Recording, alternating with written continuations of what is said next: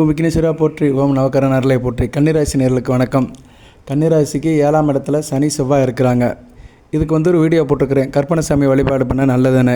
அந்த வீடியோவை பார்த்து நிறைய பேர் கமெண்ட் பாக்ஸில் கேட்டுருக்குறாங்க, நிறைய தகவல்களை சொல்லியிருக்கிறாங்க.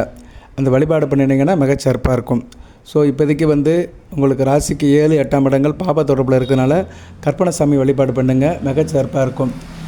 ஜூன் 18ஆம் தேதி வரைக்கும் செவ்வாயோடைய நிலைப்பாடு சரியில்லை. அதனால் கன்னிராசினியர்களுக்கு பிரச்சனை தீரணும், காரிய அனுகூலமானும், வெற்றி மேல் வெற்றி கிடைக்கணும்னா கற்பனைசாமி வழிபாடு பண்ணுங்கள். இந்த காலகட்டத்தில் குலசாமி வழிபாடு பண்ணுறதுக்கு ஒரு நேரங்காலம் வந்திருக்கு. குலசாமி உங்கள் கூட இருந்து காப்பாற்றும். சரியா நேயர்களே, உங்கள் குலத்துக்கு உள்ளது. அதாவது கன்னிராசியில் பிறந்தவங்க பொதுவாக கற்பனைசாமி வழிபாடு பண்ணால் எல்லாத்துக்கும் நல்லது. இருப்பினும் ஒவ்வொருத்தரும் ஒவ்வொரு நட்சத்திரம், ஒரு குடும்பத்தில் இருப்பீங்க, ஒரு கலையில் இருப்பீங்க. ஸோ உங்களுக்குன்னு ஒரு குலதெய்வம் இருக்கும். அந்த குலதெய்வத்தை கும்பிட்றதுக்கு இப்போ ஒரு நல்ல நேரங்காலம் வந்திருக்கு.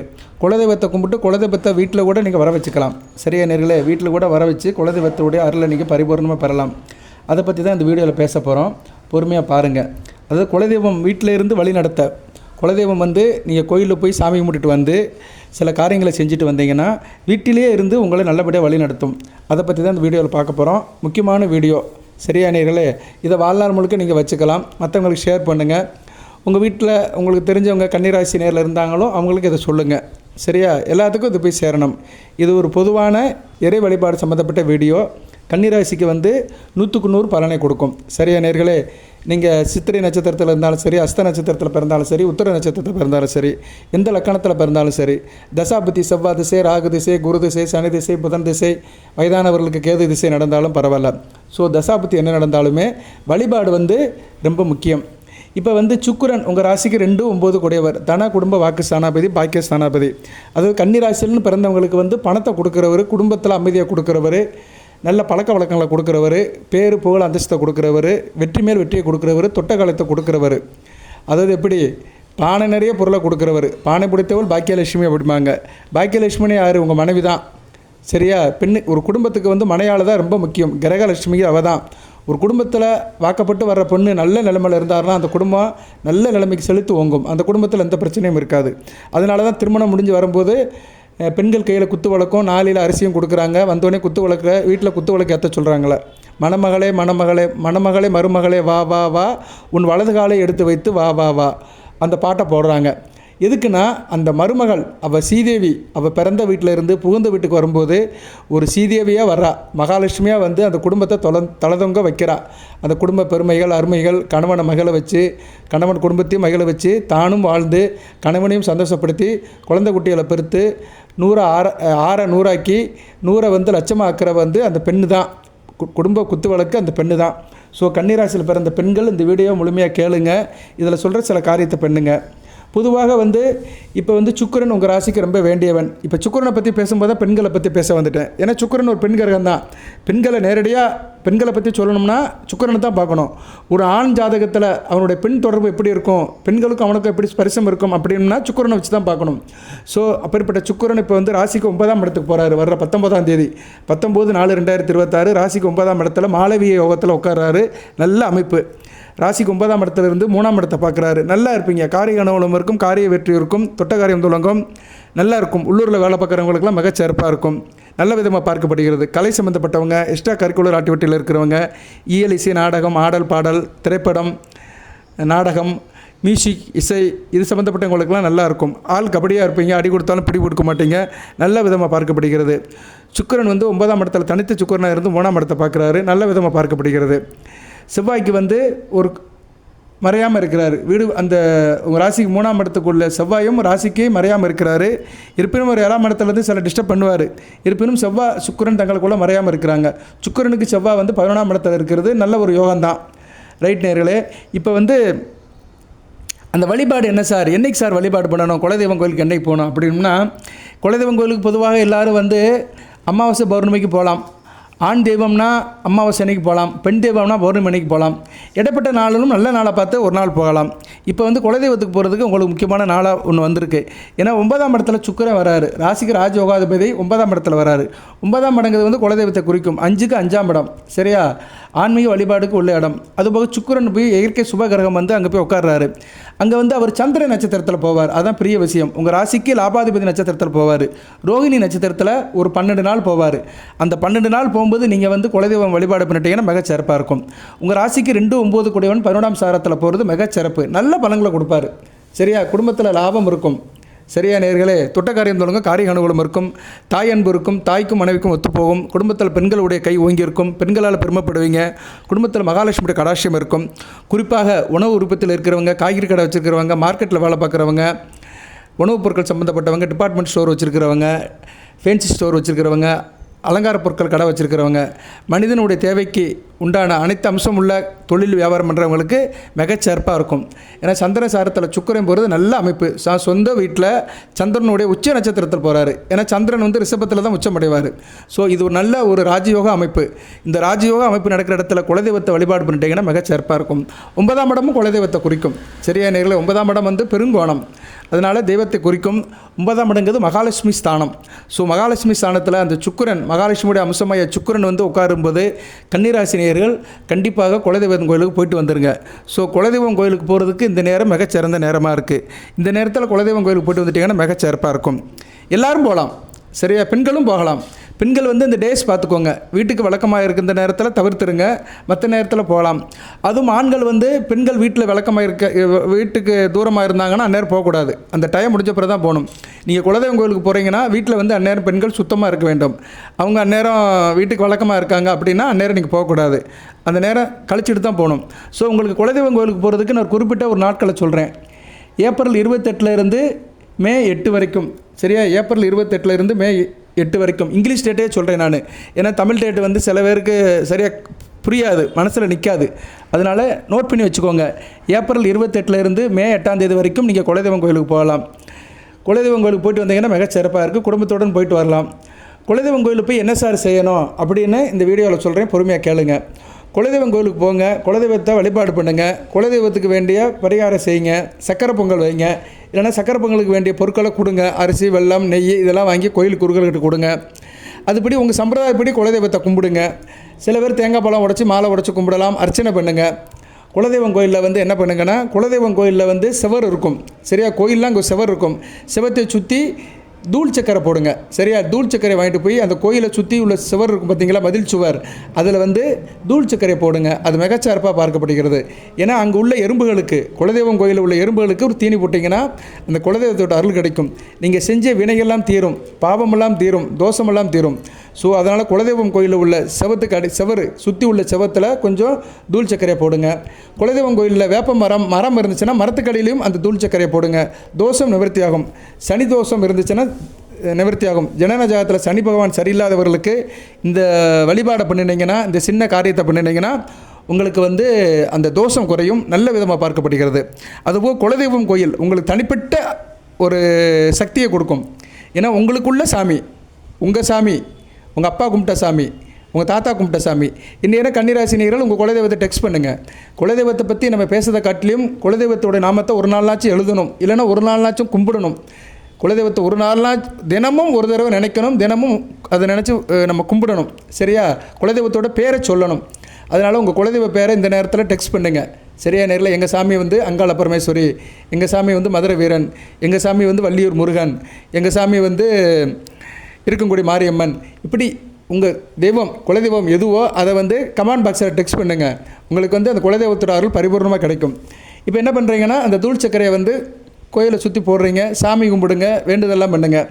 நீங்கள் போகும்போது என்ன பண்ணணும்னா, ஒரு விரலி மஞ்சள் எடுத்துகிட்டு போங்க. இதுதான் ரொம்ப முக்கியம். இந்த வீடியோவோட முக்கியமான தகவல் இதுதான். விரலி மஞ்சள் ஒன்று மட்டும் எடுத்துகிட்டு போங்க. முனை மழுங்காத விரலி மஞ்சள். அது விரலி மஞ்சள் வந்து நீளமாக இருக்கணும், முனை மழுங்கக்கூடாது. அந்த மஞ்சளை கொண்டு போய் என்ன பண்ணுறீங்கன்னா, கோயில் பூசாரிகிட்ட கொடுத்து குலசாமி பாதத்தில் வச்சு எடுத்து கொடுக்க சொல்லுங்கள். குலசாமி பாதத்தில் வச்சு எடுத்து கொடுங்கன்னா அவர் பூஜை பண்ணி முறைப்படி எடுத்து கொடுப்பாரு. அதை அப்படியே வீட்டுக்கு கொண்டு வந்துடுங்க. வீட்டில் கொண்டு வந்து என்ன பண்ணுறீங்கன்னா, வீட்டில் வந்து பூஜை அறையில் என்ன பண்ணுறீங்கன்னா, ஒரு கண்ணாடி பவுல் வந்து சந்திரனுடைய ஆதிக்கம் தான். கண்ணாடினாலே சந்திரன் தான். அதில் என்ன பண்ணுறீங்கன்னா, மஞ்சளும் பச்சரிசியும் மிக்ஸ் பண்ணி வச்சுருங்க. கொஞ்சம் போல் ஒரு கைப்பிடி அளவு அரிசி, அதில் கொஞ்சம் மஞ்சள் பொடியை போட்டு மிக்ஸ் பண்ணிடுங்க. அதை பேர் அச்சதை அப்படிம்பாங்க. நம்ம கல்யாண வீட்டிலலாம் கொடுக்குறாங்க பார்த்தீங்களா, பொண்ணு மாப்பிள்ளை தலையில் போடுறான் பார்த்தீங்களா, அது பேர் தான் அச்சதை. அது ரொம்ப முக்கியமானது, ஐஸ்வர்யம் பொருந்தியது. அதனால தான் மாப்பிள்ளை பொண்ணு தலையில் போடுறாங்க. மஞ்சளும் அரிசியும் சேர்ந்தது. குருச்சந்திர யோகம், கஜகேசரி யோகம், அருமையான அமைப்பு. அந்த பச்சை அரிசியும் அந்த மஞ்சளையும் நல்லா மிக்ஸ் பண்ணி அந்த கண்ணாடி பவுலில் போடுங்க. சின்ன கண்ணாடி பவுலில் இருந்தால் போதும், சரியா? சின்ன ஒரு உலக்கு சைஸில் இருந்தால் போதும். அதில் போட்டுட்டு அந்த விரலி மஞ்சள் இருக்குது பார்த்தீங்களா, கோயிலில் குலசாமி பாதத்தில் எடுத்துகிட்டு வந்த விரலி மஞ்சளை அதில் ஊனி வச்சுருங்க. சரி, அதில் வந்து நடுவில் நிப்பாட்டி வச்சுருங்க. அது அப்படியே நிற்கும், சரியா? அந்த அரிசிக்கு நடுவில், அந்த மஞ்சள் அரிசிக்கு நடுவில் நிற்கும். அதை அப்படியே குலசாமியாக வச்சு கும்பிடுங்க. தினமும் அதை கும்பிடுங்க. அதுக்கு பத்தி காட்டுங்க, சூடம் காட்டுங்க, பூ போடுங்க. பூ போடுன்னா பெரிய பூ போட முடியாது, பூ எதழ்களை அதில் போடுங்க. ஏன்னா பூ எதழ்கள் காஞ்சி அந்த அரிசியில் கலந்துரும். அதனால் பூ போடுறதை காட்டிலும் நீங்கள் வந்து பக்தி சூடம் காட்டலாம். அதுக்கு பக்தி சூடம் காட்டுறது ரொம்ப நல்லது. ஏன்னா ஏற்கனவே குலதெய்வம் கோயிலிருந்து தான் வந்திருக்கு. அதில் 3 சக்தி இருக்கும். கண்ணாடி சேர்த்து 4 சக்தி. கண்ணாடி பவுல் சந்திரன், அரிசியும் சந்திரன் தான். மஞ்சள் குரு, மஞ்சள் பொடி, அந்த மஞ்சள் வந்து குலதெய்வம், அந்த மஞ்சள் பொடி வந்து குரு. ஸோ அதில் வந்து உங்கள் குலதெய்வோட அருள் பரிபூர்ணமாக இருக்கும். அந்த குலதெய்வத்தோட அருளும் குருவின் அருளும் சேர்ந்து திருவருளாக மாறும். நல்ல விதமாக பார்க்கப்படுகிறது. குலதெய்வத்துக்கு போகிற நாள் என்றைக்கு சார் போகலாம் அப்படின்னா, நான் ஒரு டேட் சொல்கிறேன். அந்த டேட்டு நல்ல நாளாக பார்க்கப்படுகிறது. ஆனால் வீட்டில் எதுவும் துக்கம் நடந்திருக்கு அப்படின்னா 6 மாதம் கழித்து தான் போகணும், சரியா? வீட்டில் ஒரு துக்க நிகழ்ச்சி நடந்திருக்கு, வேண்டியவர்கள் இறந்து போயிட்டாங்க, பங்காளி இறந்து போயிட்டார். பங்காளி தான் ரொம்ப முக்கியம். அப்பா கூட பிறந்த பங்காளி, சரியா? ஒரு சாமியை கும்பிட்றவங்க யாருனாச்சும் இறந்து போயிட்டாங்கன்னா அவங்க இறந்து 6 மாதம் கழித்து தான் குலதெய்வம் கோயிலுக்கு போகணும், சரியா? 6 மாதம் கழித்து போயிட்டீங்கன்னா 1 வருஷ கணக்கு ஆயிரும். 6 மாதம் தாண்டி 7ஆம் மாதம் ஆகிட்டாலே உங்களுக்கு வந்து 1 வருஷ கணக்கு ஆயிரும். அதனால் இதையும் ஞாபகத்தில் வச்சுக்கணும். ஏன்னா சில பேர் தெரியாமல் செஞ்சுருவாங்க, சரியா? குடும்பத்தில் பங்காளி யாருனாச்சும் இறந்து போயிருப்பாங்க, அவங்க அந்நேரம் அதை மறந்து போய் குலதெய்வம் கோயிலுக்கு போயிடுவாங்க. அதனால் குடும்பத்தில் பங்காளி, ஒரு சாமி கும்பிட்ற பங்காளிகள் யாருனாச்சும் இறந்துட்டாங்கன்னா 6 மாதம் கழித்து தான் குலதெய்வம் கோயிலுக்கு போகணும். இப்போ நான் சொன்ன டேட் உங்களுக்கு என்ன டேட் சொன்னேன்? ஏப்ரல் 28லேருந்து மே 8க்குள்ளே போகலாம். சாதாரண ஆளுக போகலாம். எந்த பிரச்சனையும் இல்லை, குடும்பத்தில் நல்லா இருக்குது அப்படிங்கிறவங்க ஏப்ரல் 28லேருந்து மே 8க்குள்ளே ஒரு நாள் உங்கள் குலசாமியை கும்பிட்டு வந்துடுங்க. எனக்கு தெரிஞ்ச ஒரு நல்ல டேட் சொல்கிறேன் நான், அருமையான டேட். மே 1ஆம் தேதி உழைப்பாளர் தினம். அன்றைக்கி எல்லாத்துக்கும் லீவாக தான் இருக்கும். மே 1ஆம் தேதி கோயிலுக்கு போகலாம். வெள்ளிக்கிழமை அருமையான நாள், சரியா? சுக்கிர ஓரை. சுக்கிரன் தான் அன்றைக்கி வந்து ரோஹிணி நட்சத்திரத்தில் போகிறாரு, ராசிக்கு 9ஆம் இடத்துல பாக்கியஸ்தானத்தில். ஸோ அன்றைக்கி போகலாம். அன்றைக்கி வந்து நல்ல நாளாக பார்க்கப்படுகிறது. அன்றைக்கி நிறைஞ்ச பௌர்ணமி, நைட்டு வரைக்கும் பௌர்ணமி இருக்குது, நைட்டு 11:07 வரைக்கும் பௌர்ணமி இருக்குது. ஸோ அன்றைக்கி வந்து சித்ரா பௌர்ணமி அன்றைக்கி போனீங்கன்னா மிகச்சிறப்பாக இருக்கும். குலதெய்வம் கோயிலுக்கு போய்ட்டு வந்தீங்கன்னா மிகச்சிறப்பாக இருக்கும். வாழ்க்கை ரொம்ப பிரகாசமாக இருக்கும். அன்றைக்கி போயிட்டு வந்துடுங்க. அன்றைக்கி வந்து விசேஷ தினம்தான். அன்றைக்கி வந்து சுவாதி நட்சத்திரம் தான், அருமையான நட்சத்திரம். உங்கள் ராசிக்கு 2ஆம் இடத்துல சந்திரன் இருப்பார், அருமையான அமைப்பு, சரியா? நல்ல அமைப்பு தான், நல்ல விதமாக பார்க்கப்படுகிறது. குரு பார்வையில் இருப்பார் சந்திரன், சரியா? குரு பார்வையில் குரு சந்திர யோகத்தில் இருப்பார். அதே நேரத்தில் சந்திரனும் ரோஹிணி நட்சத்திரத்தில் சந்திரனோட சாரத்தில் போவார். சந்திரன் வந்து சுக்கிரன் வீட்டில் இருப்பார். சுக்கிரன் வந்து சந்திரனோட சாரத்தில் தான் சொந்த வீட்டில் போவார். ஸோ சந்திரனும் சுக்கிரன் இவங்க 2 ஆதிக்கம் நிறைந்த நாளாக அன்றைக்கி பார்க்கப்படுகிறது. சித்திரை 18 மே 1ஆம் தேதி வெள்ளிக்கிழமை போயிட்டு வந்துடுங்க. அன்றைக்கி ஒரு முக்கியமான நாள், தென் தமிழ்நாட்டிலே ஒரு முக்கியமான நாள். மதுரை வைகையாத்தில் சுந்தராஜ பெருமாள் கள்ளழகர் இறங்குறாரு, வைகையில் இறங்குறாரு, சரியா? வைகையில் கால் வைக்கிறாரு. வைகையில் அழகர் ஆற்றுல இறங்குறதுனால தான் அந்த நாள். அந்த நாள் அன்றைக்கி நீங்கள் போயிட்டு வந்துடுங்க. காலையில் போகலாம், சாயந்தரமும் போகலாம். ஏன்னா பௌர்ணமி திதி வந்து உங்களுக்கு சாயந்தரம் வரைக்கும் இருக்குது, நைட்டு 11 மணி வரைக்கும் இருக்குது. அதனால் நல்லபடியாக போய் குலதெய்வத்தை கும்பிட்டுவாங்க. இரவு 8 to 9 கும்பிட்டிங்கன்னா மிகச்சிறப்பாக இருக்கும். சுக்கிர உரையில் கும்பிட்டிங்கன்னா மிகச்சிறப்பாக இருக்கும், சரியா நேர்களே? ஸோ உங்களுக்கு வந்து நான் ஒரு நல்ல ஒரு நாளை கொடுத்துருக்குறேன். அந்த தேதி அன்றைக்கி குலசாமியை கும்பிட்டு வந்துடுங்க. குலசாமியை கும்பிட்ற நேரம் இப்போதைக்கு நல்ல விதமாக பார்க்கப்படுகிறது. ஏன்னா ராசிக்கு இப்போதைக்கு 7ஆம் இடத்துல வந்து கிரகங்கள் சரியில்லை, சனி செவ்வாயுடைய தாக்கம் இருக்குது. அதனால் குலசாமியை கும்பிட்டு வந்துடுங்க. அதே மாதிரி விரலி மஞ்சளையும் குலசாமி பாதத்தில் வச்சு எடுத்துகிட்டு வந்துடுங்க. சார் கூட்டமாக இருக்குது சார், எங்களால் அந்த விரலி மஞ்சளை வந்து சாமி பாதத்தில் வைக்க முடியல, கூட்டமாக இருக்குது, ரொம்ப கொஞ்சம் அசௌகரியமாக இருந்தது, செய்ய முடியல அப்படின்னு சொல்கிறவங்க என்ன பண்ணுங்கன்னா, கொடிமரத்துக்கு அடியில் வச்சு கும்பிட்டு வந்துடுங்க. பூசாரி கையெல்லாம் கொடுக்க வேண்டாம். நீங்கள் வீட்டிலேருந்து எடுத்துகிட்டு போகிறீங்களா ஒரு விரலி மஞ்சள், அது என்ன பண்ணுங்கன்னா, கோயில் கொடிமரம் இருக்கும், அந்த கொடிமரத்துக்கு அடியில் வச்சு கும்பிட்டு வந்துடுங்க, சரியா? கொடிமரத்துக்கு அடியில் வச்சு விழுந்து கும்பிட்டு வந்துடுங்க. பொதுவாக விழுந்து கும்பிடுறது வந்து கொடிமரத்துக்கு பின்னாடி தான் விழுந்து கும்பிடணும். இன்றைக்குமே கோயிலில் வந்து நம்ம வந்து விழுந்து கும்பிட்றோம் பார்த்தீங்களா? விழுந்து கும்பிடுறது பிரதர்சனம் பண்ணுறது வந்து கொடிமரத்துக்கு வெளியே தான் நம்ம விழுந்து கும்பிடணும். அதே மாதிரி செஞ்சுட்டு வந்துடுங்க. சார் கொடிமரமும் இல்லை, எங்கள் கோயில் வந்து ஒரு சாதாரண கோயில் தான் அப்படின்னா பலிபீடம் இருக்கும், பலிபீடத்துக்கு பக்கத்துலேயே வச்சு கும்பிடலாம்.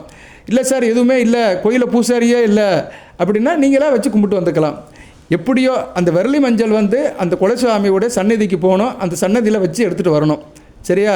நான் உங்களுக்கு வந்து வழிமுறைகளை ரொம்ப ஈஸி படுத்திருக்கிறேன். ஏன்னா சில பேர் என்ன சொல்லுவாங்கன்னா, என்னால் நீங்கள் சொன்னீங்க சார் அப்படி செய்ய முடியல, அங்கே அப்படி ஒரு சூழ்நிலை இல்லை, ரொம்ப சங்கடமாக இருந்தது, கூட்டமாக இருந்தது, செய்ய முடியல, நெருக்கடியாக இருந்தது அப்படியெல்லாம் சொல்லுவாங்க. அதுக்காக தான் நிறைய சாய்ஸ் சொல்கிறேன். சரியா?